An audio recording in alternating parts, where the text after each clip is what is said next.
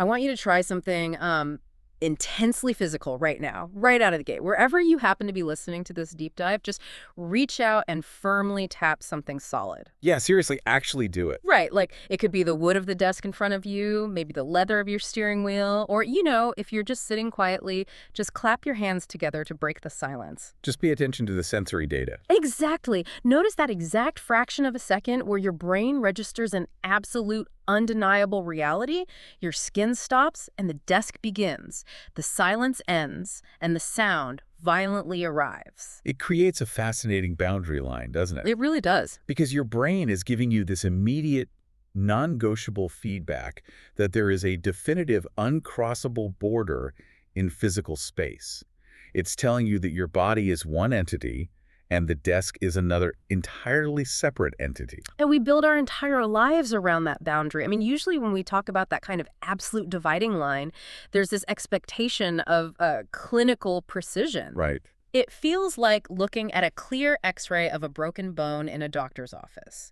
You see that stark black background, you see that jagged white line running right through the bone, and the doctor just points a pen at it and says, there it is, that is the fracture. It's clean, broken or not broken. Exactly. Yeah. You don't debate the X-ray. And that's because the X-ray validates our deepest psychological framework.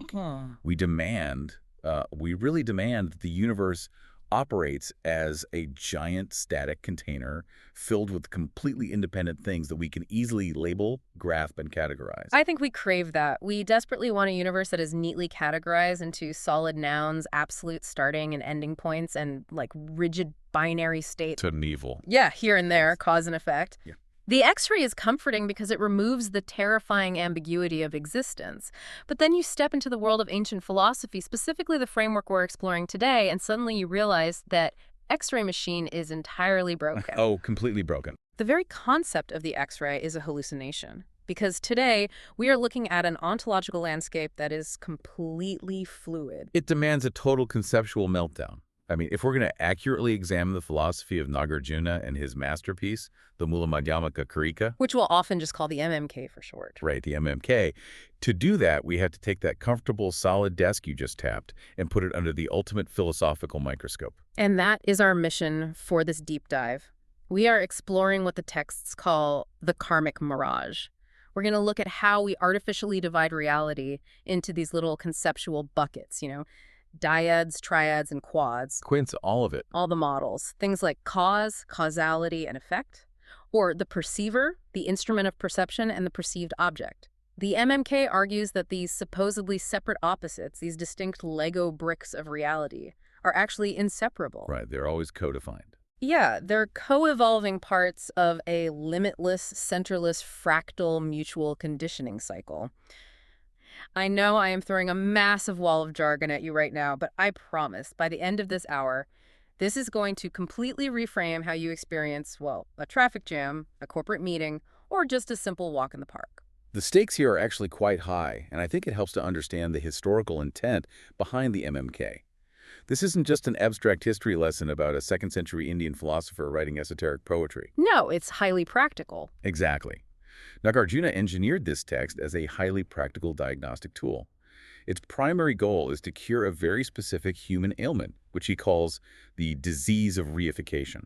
Okay, so I've seen that term reification thrown around in sociology and psychology, usually meaning treating something abstract as if it were a concrete physical thing, like treating the economy as a living beast. How does Nāgārjuna define it? It goes much deeper than sociology. Yeah. In this context, reification is our dangerous, deeply ingrained cognitive habit of taking a reality that is fundamentally fluid, abstract, and interdependent, and mentally freezing it. Freezing it how? We freeze the rushing river into solid, absolute, independent blocks that we genuinely believe possess their own inherent existence, completely cut off from the rest of the universe. In Sanskrit, this concept of inherent independent existence is called svabhāva. Svabhāva, right. And Nāgārjuna's entire project is to systematically prove that absolutely nothing in the universe possesses svabhāva. Nothing is solid. I hear that, but my hand is literally throbbing right now from hitting the Of desk. course it is. So if nothing possesses independent solidity, if there are no real boundaries, why did my hand bounce off the wood? I mean, my nervous system is screaming at me that the desk is a separate, solid object. I don't feel like I'm hallucinating a boundary. I feel like I'm interacting with basic physics. Well, your nervous system is doing exactly what it was designed to do, which is keep you alive. We have to look at the biological imperative behind this illusion before we can dismantle the philosophy. We hallucinate these rigid boundaries because of an evolutionary survival mechanism called edge detection. Like finding the literal outline of an object in a visual field, like a camera auto-focusing on a face. Very similar, yeah. Consider that the original models of our reality were not formulated by impartial physicists seeking the ultimate objective truth of the cosmos. No, they were made by evolution. Exactly. They were formulated by natural selection to keep prehistoric primates alive long enough to reproduce. For our ancestors navigating the savannah, recognizing the seamless, interdependent tapestry of the cosmos was a very quick way to get eaten. Right. If you are busy marveling at the cosmic oneness of the universe and contemplating how the tiger and the tall grass are just like temporary manifestations of an interconnected dance, you are instantly lunch. You're dead. So to survive, the visual cortex and the higher reasoning centers of the brain had to forcefully draw an absolute hard boundary. It had to arbitrarily slice a continuous fluid visual field into discrete, actionable pieces. Danger here, safety there. Right. Predator versus background. Our brains still spend a massive amount of caloric energy processing contrast, light, and shadows just to define these absolute edges. So we are biologically hardwired to chop the universe into fragments just to survive the physical world. We are. And we can actually see a physical analog of this cognitive glitch in our own biology today. Have you ever looked into the phenomenon of saccadic masking? I've heard the term in relation to eye tracking, but how does it apply to hallucinating boundaries? Well, when you look around a room, your subjective experience is that your eyes pan smoothly, like a cinema camera mounted on a tripod. But biologically, that is not what happens at all. Your eyes dart erratically from point to point in incredibly rapid movements called saccades. If your visual cortex processed the raw data during those rapid movements, you would experience severe motion blur and overwhelming nausea. So to protect you and maintain a functional worldview, the brain literally shuts off visual processing during the movement. It temporarily blinds you. Wait, really? I am actively blind multiple times a minute when my eyes move. And I just don't notice it. You don't notice it because the brain takes isolated, static snapshots of the room during the micropauses when your eyes stop moving, and then it artificially stitches those frozen snapshots together. Oh, wow. Yeah, it hallucinates a perfectly smooth, continuous reality to fill in the blind spots. You never see the blur. Now, apply that biological mechanism to human cognition. Our conceptual mind is the exact same thing to the universe. It stitches concepts together. Right. It encounters a centerless, continuous flow of interdependent existence, and to avoid existential nausea, it arbitrarily chops it into discrete frozen snapshots so that you have solid conceptual ground to stand on. I see the parallel, but I want to push back on the idea that this is purely a biological delusion. Because my prehistoric visual cortex might stitch things together, sure, but we have moved far beyond the savannah. Doesn't modern physics give us an objective, observer-independent base reality? That's the assumption, yeah. Right, because we aren't just relying on saccadic masking anymore. We have electron microscopes, we have particle colliders, we can measure the universe down to the subatomic level.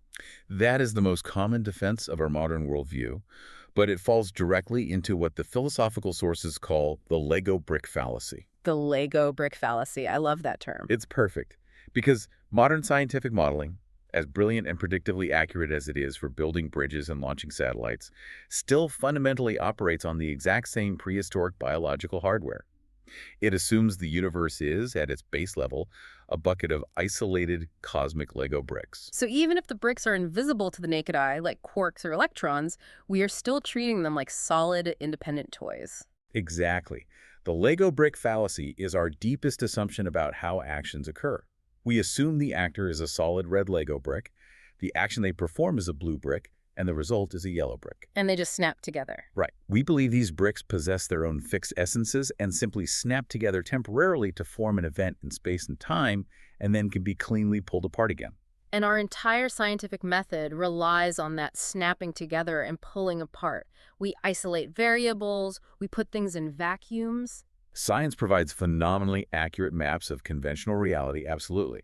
But it builds these highly refined dualistic models on top of our inherent cognitive glitch, which is why we hit a wall. When we push physics to its absolute conceptual limits, like in quantum mechanics, the clean, tidy Newtonian models fracture. They generate escalating paradoxes. You mean like the observer effect, where the mere act of measuring a particle fundamentally changes how it behaves? Like the boundary between the scientist and the experiment just collapses. Exactly. The collapse occurs at those extremes because we are using a biological hammer designed for spatial survival on the prehistoric savanna to try and calculate a fluid universe that simply refuses to be broken apart. We're trying to force a static grid over a dynamic process. Right. We live our lives as verbs violently masquerading as nouns. The sources sometimes refer to this as the invisible mannequin. We hallucinate absolute core entities, a permanent me, a permanent desk, and then arbitrarily dress them in temporary properties and actions. Verbs violently masquerading as nouns. That perfectly captures the tension. We are desperate to be solid objects, and because of this biological glitch, this need for survival, we impose an artificial grammar onto the universe. We take the continuous flow and we obsessively chop it into triadic structures. The triads, yes. The three spheres model. This is how human cognition automatically organizes reality to make it digestible. And Nāgārjuna seems to identify these artificial triads everywhere in our daily experience. In Chapter 1 of the MMK, he attacks the triad of causality, right? Like cause, causality, and effect. Yes, the classic causal loop. In Chapter 2, it's motion. The goer, the motion, and the destination. In Chapter 3, it's perception. The perceiver, the perceiving, and the perceived. We inherently believe these are three separate, distinct things snapping together to create an experience. And we don't just stop at those three. We impose all sorts of dyads and triads, part, composition, and whole, characteristic, characterization, and characterized, origin, duration, and cessation. Definition, defining, and defined. It just goes on and on. It does. And Nāgārjuna's method is to systematically dismantle every single one of those conceptual structures. He doesn't just say they're an illusion. He uses a rigorous, almost mathematical logic to prove they cannot possibly exist as independent Lego bricks. Let's look at how he deconstructs physical displacement in Chapter 2, the triad of motion. All right, the goer, the going, and the destination. I look out my window right now and I see cars driving down the street. Motion feels undeniably, objectively real. How can he possibly dismantle the physical act of an object moving through space? He sets what philosophers call a temporal trap. He takes the concept of motion and asks a deceptively simple question. Where exactly in time does the independent act of motion exist? Okay, let me think about this. It obviously doesn't exist in the past. If a car drives from point A to point B, the space behind the car is the already gone. The action there is completed, the space has been traversed, so active motion is no longer there. Right. The already gone is totally devoid of active motion. And similarly, if we look ahead of the car to the not yet gone, the action hasn't initiated. Space has not been entered. There's no active motion residing in the future waiting for the car to arrive. So, by a simple process of elimination, the motion has to exist in the present. It's happening right now, the present going. That is the instinctual common sense answer. But Nāgārjuna asks you to isolate that present moment. Can you find a present moment of motion that is completely, inherently separate from the past and the future? Try to freeze the present into an infinitesimal, dimensionless point in time, a single Planck length of time. If the present moment has zero duration, there is zero room for displacement to occur. Oh, I see where this is going. Because to say I am currently moving inherently implies a span of time. It implies you just arrived from a past spatial coordinate and you are currently leaning toward a future spatial coordinate. It requires a bridge. Exactly. The present is totally dependent on the boundaries of the past and the future to have any meaning at all. Therefore, an isolated, independent present going with its own inherent essence literally cannot exist. You cannot pin down motion as an independent, standalone thing in time. Okay, I concede that time is slippery. But surely there is a physical person or an object that possesses the motion, right? Even if the when is confusing, there is still an independent mover. The car is still a car, regardless of whether it's moving or parked. Well, if you try to argue that there is a solid independent mover who possesses a separate act of moving two distinct Lego bricks, Nāgārjuna exposes a hilarious logical absurdity. He calls it the two motions fallacy. Let me guess. If the mover and the moving are totally separate, they require two different forces. If the core identity of the goer and the physical act of the going were entirely separate, inherently existing things, you would require two distinct actions to make a single event happen. You would need one primary, almost metaphysical motion just to establish the person as a mover. Right. You need an action to qualify them as the subject before they even take a single physical step. Because if they are inherently a mover, they must be moving by definition, even while standing still. Exactly. And then you would need a second, completely separate physical motion for the actual act of their legs walking down the hall. So it implies there is this weird, ghostly second mover overlapping with the physical person, like a metaphysical shadow hovering over you, providing the essence of motion while your physical legs do the biological work. It implies two agents for a single action, which is utterly absurd. The logic breaks down entirely. It proves that the identity of the mover and the physical act of moving cannot be entirely separate. They co-arise. You know, I want to introduce a mechanical analogy here to explain how this displacement actually works in a dependent system, because our conventional view of moving through an objective space is completely backward. Imagine you are walking on an omnidirectional VR treadmill. Oh, you mean those massive bowls where you strap into a harness in the center of a room, put on a virtual reality headset, and you can physically run in any direction without hitting a wall? Yes, exactly. You are strapped into the simulation. You look through the headset, you see a virtual mountain on the horizon, and you start walking toward it. In your subjective experience, you feel like a sovereign, solid entity progressing forward through an absolute static world. You think, I am a traveler moving through space to a destination. But mechanically, outside the headset, that is a complete illusion. Totally. Mechanically, you are physically locked in the exact same geographic coordinate in the center of your living room. You aren't progressing forward a single inch. The treadmill bowl is simply sliding backward under your feet, capturing your kinetic energy to keep you stationary. And the computer is simply rendering new pixels into your headset, constantly redefining the virtual destination in front of you. You are only a traveler because the treadmill is actively moving beneath you. The motion itself generates the illusion of traversing space. What's profound about that analogy is how perfectly it illustrates Nāgārjuna's point about the co-arising of triads. The concept of the goer is entirely dependent on the going. There is no independent mover waiting offstage to move. There is only the interdependent act of moving, which actively generates the entity who moves. We are all on the cosmic VR treadmill. All right, so that logic violently shatters the triad of motion. But what about the triad of causality? Causality and effect. If motion is an illusion, causality has to be real, right? It's the bedrock of the physical universe. Action and reaction. Well, Nāgārjuna dismantles causality by exposing the infinite karmic regress and progress. We desperately want to believe in a linear terminal sequence. We want to believe I tip over domino A, it strikes domino B, the effect happens, the event retires. Yeah, it's boxed up, labeled past event, and finished. I plant the seed, the sprout grows, the job is done. The cause was the seed, the effect was the sprout. Clean break. But an effect never just retires at the end of the line. The universe doesn't have an archive for finished events. The very millisecond an effect manifests, it is instantaneously converted into a new causal origin. The seed becomes a sprout, yes, but the sprout acts as the cause for a mature plant. And the plant drops 10,000 new seeds. Exactly. Every destination you reach instantly forcibly updates your physical and karmic coordinates, converting that endpoint into a brand new starting line. Because if an effect truly ended, if it achieved inherent existence as a finalized effect, it would freeze time. It would become a dead end in the universe. So there is no absolute first cause, no original domino A, and no absolute final effect where everything just starts. None. It is an infinite, centerless loop of updates. And this brings us to what might be the most intimate and challenging triad of all, the Ouroboros of perception. We've deconstructed physical motion and physical causes, but what about the mind itself?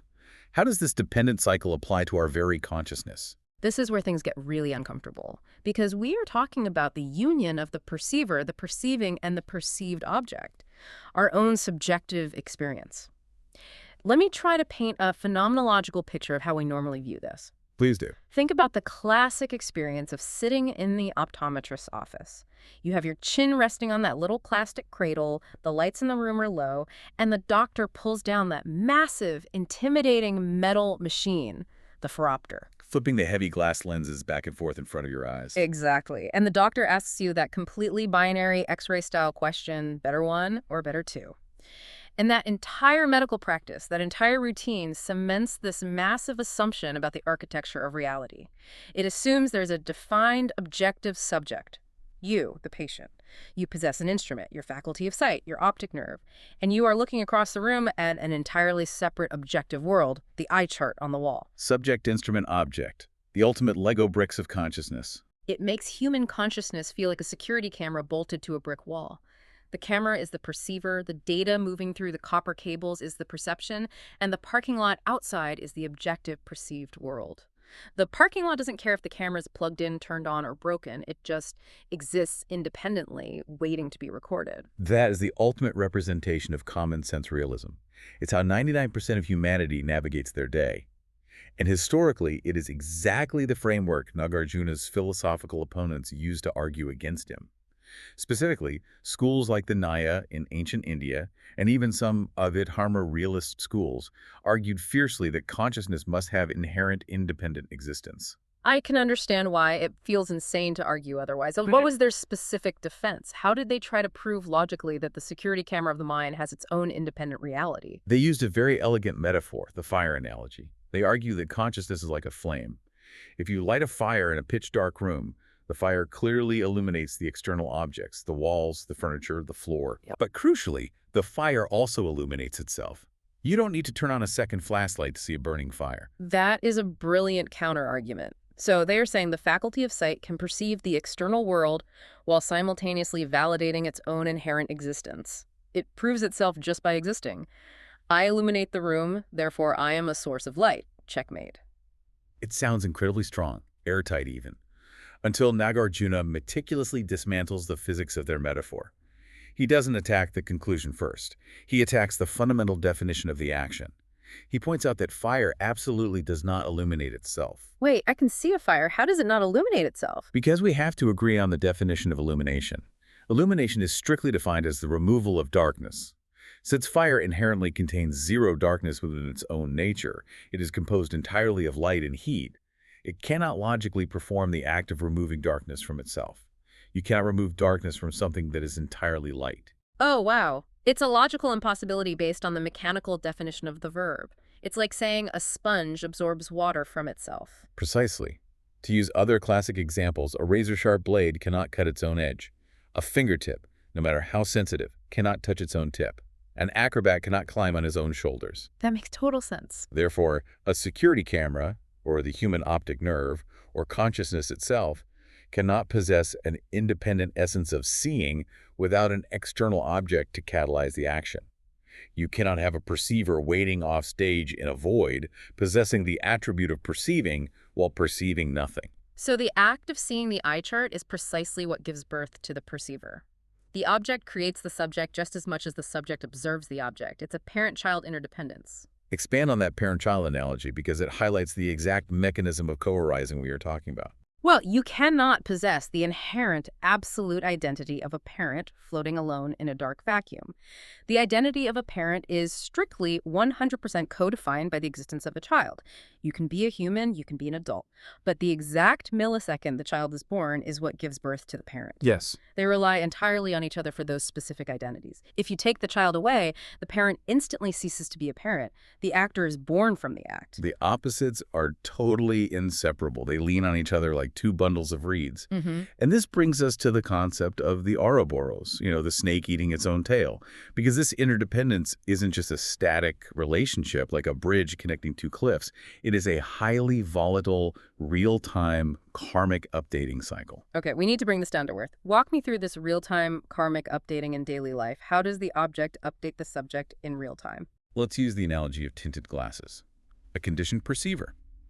Let's say you encounters an object in the world. Let's say a dog walking down the street.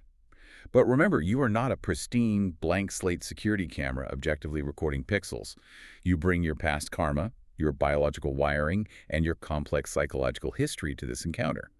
All of that conditioning acts as a pair of tinted glasses. So if my personal karma includes a highly traumatic childhood experience of being viciously bitten by a dog, my glasses have a deep red, terrifying tint to them. Yes. So when you look at that golden retriever, the perceived world that physically arises for you is one of genuine physiological threat. The dog, in your subjective reality, is a monster. Your nervous system reacts, your amygdala fires, your palms sweat, your heart rate spikes. The dog as a terrifying object and me as a terrified subject are co-arising simultaneously based on my historical conditions. And here is the fractal loop. That fear, that physical spike in adrenaline, instantly feeds backward to update your own neurochemistry and future karma.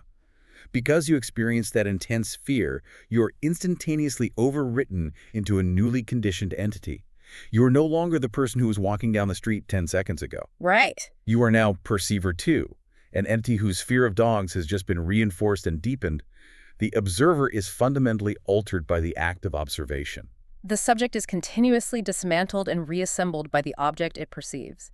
The observer and the observed co-evolve in this Ouroboros-like karmic feedback loop. You do not passively observe an objective universe. You participate in generating it, and it simultaneously generates you. And this happens thousands of times a second. Every sound, every thought, every physical sensation is updating the node in the web that you call yourself. Okay, my conceptual grid is starting to melt here, and I think this is where human psychology naturally panics. When we face this kind of terrifying fluidity where the perceiver and the perceived are just a mirage-like feedback loop with no solid core, we desperately try to build a safe conceptual fortress. We do. We pile dualities on top of each other just to have a floor to stand on. We stack dyads, triads, and quads to build an architecture of absolute concepts. Good versus evil, noise versus silence, existence versus non-existence, part versus whole, definition versus the defined. We demand that these categories remain absolute. And Nāgārjuna saw this psychological panic, which is why he introduced his most brutal philosophical weapon, systematically crushing those dualities with the tetralemma. The tetralemma, the fourfold negation. This is the ultimate stress test for human cognition. Nāgārjuna uses these four logic gates to completely destroy all four conceptual extremes of any duality. He proves that any attempt to solidify reality will fail logically. We can take any two opposites.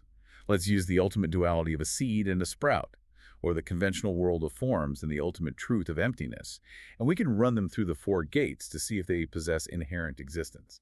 All right, let's run the diagnostic. We have a seed, and we have the sprout that grows from it. Gate 1. Are the opposites completely identical? Are the cause and the effect mathematically inherently identical? If the seed and the sprout were absolutely identical in their inherent essence, the universe would break down into absurdity. You could feed a village by serving them raw seeds and telling them they are eating mature sprouts. The chronological progression of time would be meaningless. Furthermore, if the conventional world of physical forms and the ultimate truth of emptiness were identical, dropping a glass of water wouldn't shatter because emptiness has no physical form to break. Emptiness doesn't shatter. So if the cause and effect are exactly identical, nothing ever actually happens. Change is impossible. Okay, identical is out. Gate 2. Are the opposites entirely different and separate? Are the seed and sprout fundamentally independent entities? If opposites were inherently separate, if they possessed closed-loop essences, they would be separated by an unbridgeable metaphysical void. Meaning what, practically? If the seed is locked in the box called seed, and the sprout is locked in a box called sprout, it means they could never interact. A causal chain cannot cross an absolute boundary. If the essence of a parked car is absolute stillness and stillness is completely inherently separate from movement, the car could never start moving. If a seed is absolutely separate from a sprout, causality is impossible. The seed would just remain a seed for eternity. The universe would be paralyzed in a frozen photograph. Right, because if absolute boundaries exist, nothing can ever cross them to influence something else. You can't transition from A to B if A and B have no shared relational space. Okay, so gate 3. Are they both identical and different? I feel like this is the conversational escape hatch everyone uses. When philosophy gets too hard, people just throw their hands up and say, well, it's a bit of both. It's a transition phase. It's both a seed and a sprout. It is the ultimate intellectual escape hatch, and Nāgārjuna rigorously refutes it as pure cognitive dissonance. You cannot stack two logical fallacies, the absurdity at gate 1 and the frozen universe at gate 2, and magically manufacture a stable truth. You cannot be completely a square and completely a circle in the exact same absolute sense. Both is just an intellectual compromise. It doesn't solve the physics problem. Which leaves gate 4. Are they neither identical nor different? To claim they are neither is to retreat into pure nihilism. It is a total denial of our functional lived experience.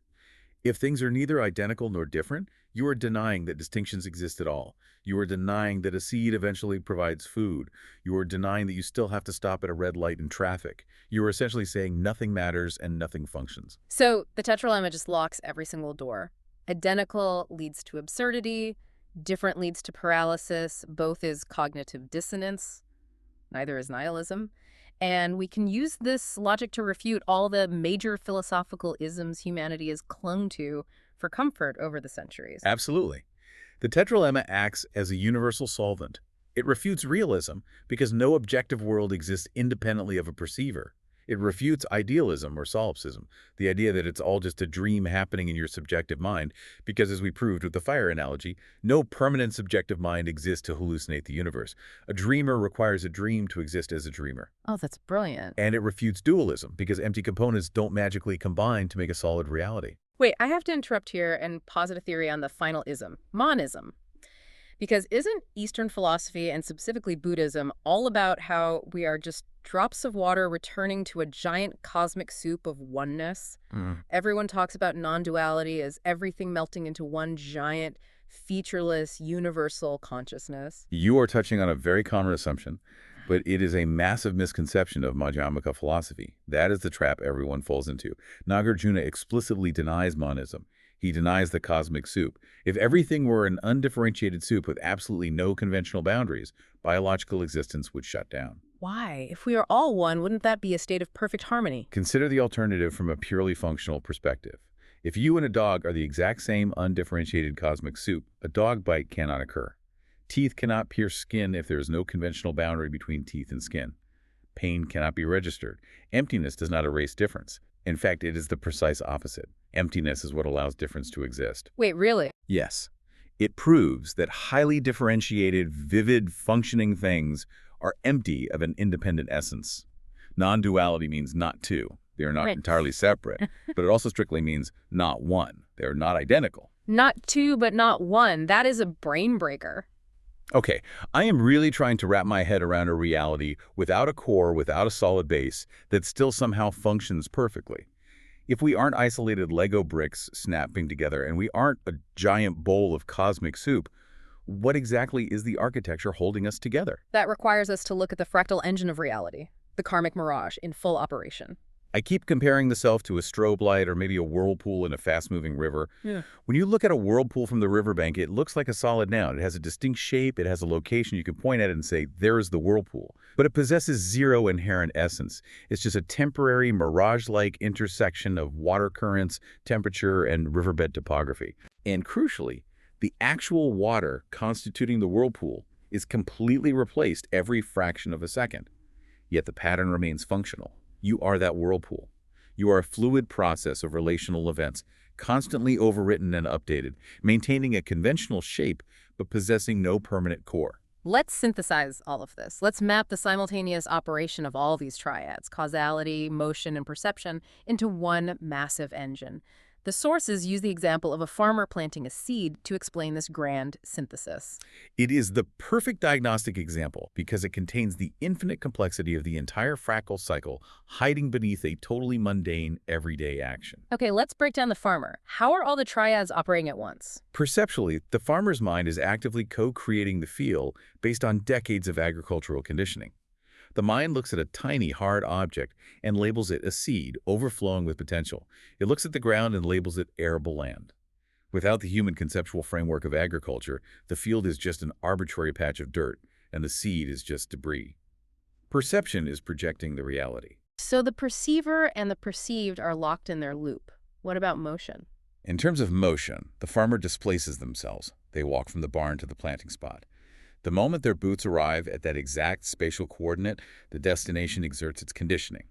The forward walking ceases, and the destination forcibly updates the farmer into goer 2.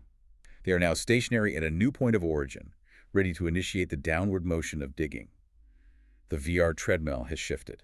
And driving all of this is the causal triad: cause, causality, and effect. Yes. Causally, the farmer operates as the producer. The physical act of burying the seed is the causality, the production. The planted seed is the product, the effect. But the fractal never terminates there. That planted seed instantly becomes cause two. It interacts with soil, sunlight, and water to produce a harvest. That harvest provides the caloric energy for the farmer to survive the winter. Survive the winter becomes the cause for the farmer to walk back out to the field next spring to plant again. I am going to compare this to a massive open-world video game engine because it's the exact same architecture, and it helps visualize the simultaneity of it all. How does game engine parallel the triads? In a video game engine, perception is the rendering pipeline. The computer draws the polygons, the textures, and the lighting, but it only draws them based on exactly where the player's camera is looking. The observer generates the visual world. Motion is the physics engine. It calculates displacement, gravity, and collision meshes. And causality is the core game logic. The background if-then statements. If the seed object drops in the dirt texture, spawn a plant sprite after 10 in-game days. And the critical point is that all three of these systems must process simultaneously. Exactly. They operate in a continuous, infinite loop at 60 frames per second. The rendering system has to query the physics engine to know exactly where to draw the shadows of a falling object. The physics engine has to query the game logic to know if a wall is solid or breakable. They are mutually dependent. You pull one plug, if the physics engine crashes, the entire game crashes. Reality operates on this exact interdependent code. The only difference is, in our biological reality, there is no central CPU. There is no master programmer hiding behind the scenes in the sky compiling the code. It is a centerless, autonomous network of karmic code writing and rewriting itself into existence, constantly oscillating between these apparent opposites. Okay, but hang on. If reality is just this interdependent video game code with no master programmer, we have to talk about the trap that awaits anyone who realizes this. Because my mind immediately wants to turn this profound philosophical realization into a new religion. My instinct is to grasp onto this concept of emptiness as the final, ultimate truth. And that is the ultimate danger of studying the MMK. We discussed the two truths earlier. The conventional truth is dependent origination, the functional world of causes, effects, traffic lights, and broken glasses. The ultimate truth is emptiness, the lack of inherent essence or svabhāva and all those things. I love the analogies used to explain the two truths. Reality is an echo in a canyon. It functions perfectly, it bounces off the rock walls, it startles the birds, it carries information. That's the conventional truth. But if you try to reach out and grab the absolute physical core of the echo, you catch empty air. That's the ultimate truth. It is there, yet not there. Or consider a reflection in a mirror. You use the reflection to comb your hair, to shave, to navigate your appearance. It is highly functional. But you shouldn't smash the glass to try and keep the reflection in your pocket. But human beings panic when they realize the world is an echo. We want to keep the reflection in our pocket. We say, okay, the conventional world is a mirage, so emptiness must be the new, absolute, solid reality. Emptiness is the base layer. Emptiness is God. Emptiness is the core. Which brings us to the concept of the 11-step recursion and the emptiness of emptiness. Nāgārjuna warns that reifying the cure itself is the most dangerous trap of all. If you use the medicine of emptiness to cure the disease of reification, but then you become addicted to the medicine, you are worse off than when you started. If you worship emptiness as a new absolute reality, you are simply trading an iron chain of suffering for a gold chain of spiritual dogma. You are still chained to an absolute concept. So how do we avoid the gold chain? How does Nāgārjuna prevent us from worshiping emptiness? He takes that brutal tetralemma logic and turns it backward onto the philosophy itself. He proves that emptiness and dependent origination are themselves dependently co-arisen and entirely empty. Walk me through the logical steps of that recursion. How do you prove emptiness is empty? It requires observing the dependence of the concept. Emptiness is merely a designation we use in relation to form. You cannot have emptiness without a conventional form to be empty of inherent existence. Therefore, emptiness depends on form. Because it is dependent, it lacks inherent existence. It lacks svabhāva. If we run the concept of emptiness through the four gates, we see it is not identical to form, it is not entirely different from form, it is not both, and it is not neither. It just slips away. Yes. The realization of emptiness is itself an empty event. The conceptual raft you use to cross the river is made of empty wood. So he introduces a generalized tetralemma to ensure we have absolutely no conceptual ground to stand on, not even the concept of having no ground. Exactly. The ultimate nature of reality is not this, it's not non-this, it is not both, and it is not neither, for whatever conceptual this the human mind attempts to conjure. Every noun, every verb, every philosophy, every spiritual realization you try to hold onto slips through your fingers. There is absolutely no absolute ground to grasp. Okay, I have to ask the pragmatic question here. because my mind is reeling. If everything is an empty, centerless mirage and the entire conceptual grid is destroyed, why bother getting out of bed? Ah, the threat of apathy, the shadow side of emptiness. Seriously, if it's all an echo, if my career, my relationships, and my bank account are just mutually dependent mirages constantly oscillating, how do I navigate a brutal traffic jam or a high-stakes corporate meeting on Monday morning without falling into complete apathetic nihilism? Why should I care if I get promoted or fired if the promotion is just a temporary imputation by an empty observer onto an empty event? This is where we reveal the absolute pinnacle of Madhyamaka thought. To answer how you live in the mirage, we have to discuss the relationship between samsara and nirvana. Samsara being the painful cycle of suffering, the daily grind, the traffic jams, the stress. And nirvana being enlightened liberation, the ultimate peace. Yes. We traditionally view them as two totally different, mutually exclusive dimensions. You climb a spiritual ladder to escape the burning building of samsara so you can safely reach the cool, peaceful paradise of nirvana. You leave the bad place to go to the good place. But Nāgārjuna argues that samsara and nirvana are the exact same cyclical reality. Wait, let me process that. You're saying liberation and suffering are the exact same physical reality? There is zero ontological difference between the two. There is no alternate dimension you escape to. The atoms don't change. The traffic jam is still a traffic jam. Nirvana is simply samsara perceived with wisdom, totally free from the tinted glasses of grasping and reification. You don't escape the rushing river, you just stop trying to freeze the river with your bare hands. So how do I act in the river if I know I can't freeze it, but I still have to swim? You practice the middle way. And remember, the middle way isn't a frozen line painted on the ground that you have to perfectly balance on like a tightrope. It is the dynamic, continuous micro-adjustments you make while riding a bicycle. If I lean too far into eternalism, if I grasp at my job title as an absolute permanent truth, I crash into anxiety and suffering when I lose it. Yes, exactly. But if I lean too far into nihilism, if I say, the job is empty, nothing matters, I'm not going to try, I crash into apathy and depression. Precisely. You engage with the gravity of the universe without being crushed by it. You learn to act without acting. This goes back to the video game analogy, specifically playing a brutally difficult game like Elden Ring or Dark Souls. When you sit down to play, you don't just sit there apathetically letting your character die because it's just a game. You strategize, you fight passionately, you utilize conventional causality to win the boss fight. You care deeply about the outcome in the context of the game's rules. But the psychological attachment is completely different. Right. Exactly. When your character inevitably dies to a dragon, you don't suffer genuine existential trauma. You don't have a mental breakdown and call a therapist because your digital avatar died. You suffer minor frustration, sure, but no deep suffering, because you never suffered the delusion that the pixels on the screen were inherently real, permanent entities. You act without acting. You can plan vacations, pursue aggressive career goals, fall in love, and engage fully in your Monday morning meeting, but you completely strip away the suffocating attachment to absolute outcomes. You play the game beautifully, knowing it's a game.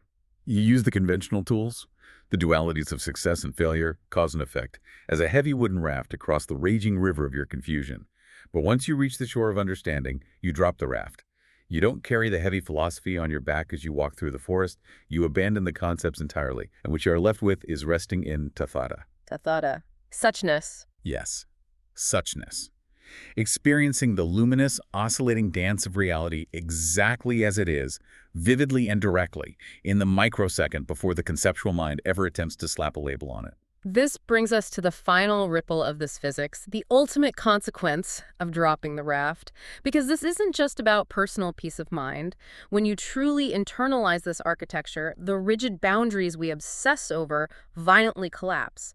The boundary between the individual, the collective, and the cosmos disintegrates. Because if the perceived constantly updates the perceiver, as we saw with the Ouroboros, the inside is constantly becoming the outside, and the outside is continuously updating the inside. The border between you and the world is porous. It's a massive, oscillating feedback loop. And this reveals something staggering about human empathy.